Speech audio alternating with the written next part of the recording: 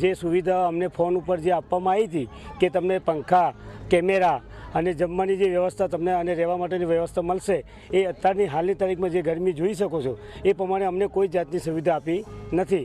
આવો જ મેળો અમારા હિંમતનગરમાં પણ થયેલો હતો. તો સવારે ચા પાણીથી કરીને પંખાની સગવડ, લાઇટિંગની સગવડથી કરીને એવી મસ્ત પણ સગવડ આપી હતી. જે મારો એક જ કહેવાનું છે કે જે નગરપાલિકાને સરકાર જે પૈસા આપે છે તો એ પ્રમાણે એ લોકોને વાપરવાની જરૂર છે. કાલે ભર ગરમીમાં વગર પંખાએ અમને એટલી બધી ગરમીમાં વગર પંખાએ રાખ્યા હતા. આખો દિવસ પંખો આવે છે પણ ના આવ્યો.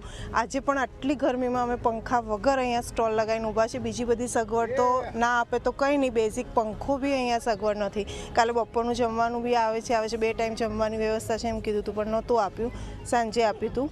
અને બહુ જ ગરમી લાગે છે અહીંયા આગળ. આજે બપોરનું જમવાનું તો નથી આપ્યું અને સાંજની ખબર નથી અને બેઝિક પંખો જ નથી. સૌથી પહેલાં તો આટલી ગરમીમાં લોકોને આમ લૂ લાગી જાય ને હોસ્પિટલાઇઝ થવું પડે એટલી ખરાબ હાલત છે.